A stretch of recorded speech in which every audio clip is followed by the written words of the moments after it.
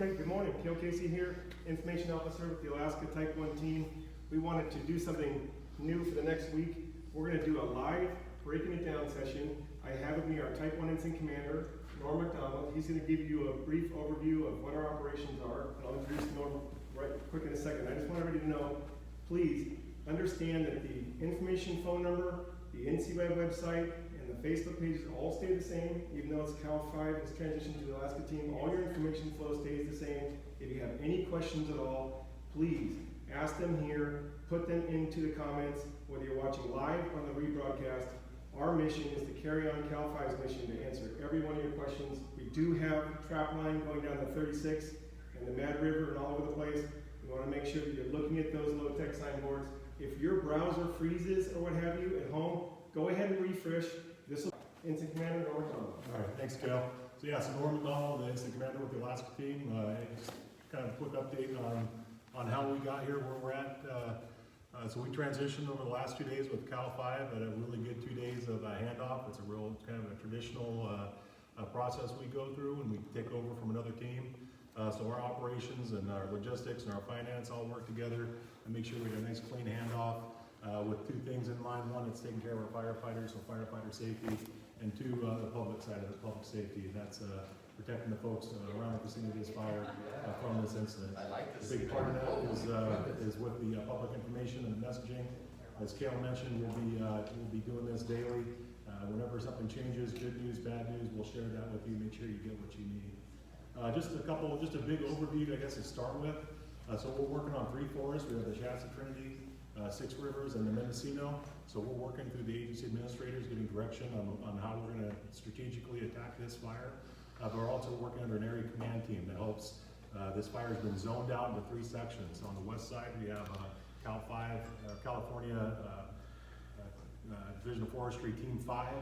To the south of us, we have a Great Basin team working on the south zone, and the Alaska team's up here on the north side. So a lot of moving parts, a lot of ways to get information. With that can be some confusion. So our job entails to make sure for the public, the people we're working for, and that's people out there, we're getting good information. The best we can provide you is to get up-to-the-minute updates with what we're doing, our operations, and how it might impact you depending where you are on this incident. Great. Thanks, Norm. And again, we're going to be doing this 7 days in a row. It's the Break It Down series. So Eric, are you seeing any questions from the audience today that we can answer? And in the meantime, we want folks to know the fire is progressing towards the 36, and it's inevitably going to get there in the next couple days. That is a known fact for all of us in the area who've been here over the years, knowing that these fuels are very, very dry. The big heavy trees are going to carry this fire.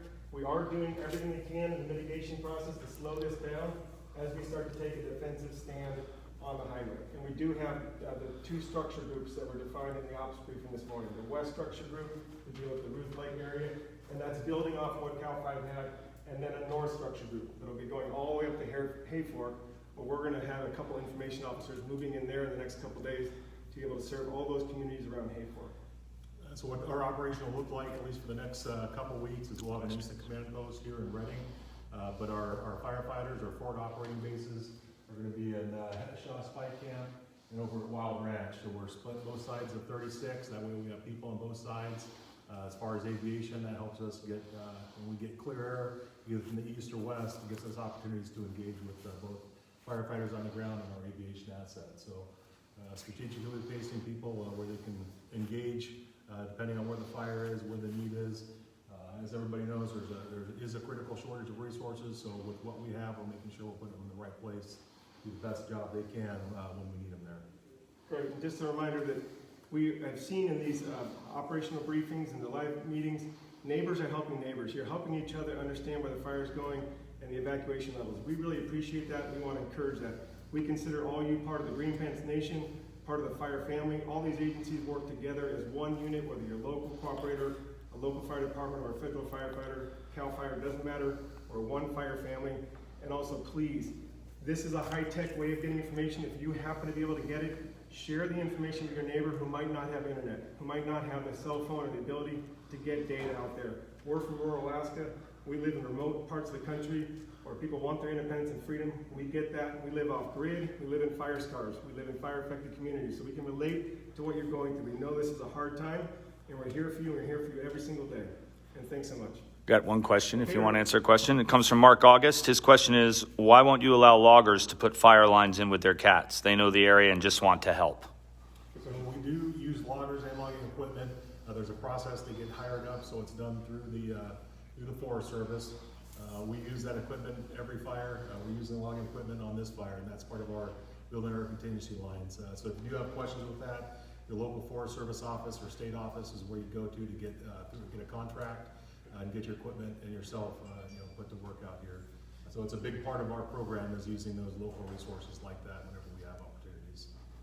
Great, thanks. And part of our Green Plains Nation is the private contractors, those truck drivers, lowboy drivers, support dozers, feller bunchers, specialized loggers. That's all part of our fire family. So thanks so much. We'll be back with you tomorrow morning for another Break It Down session.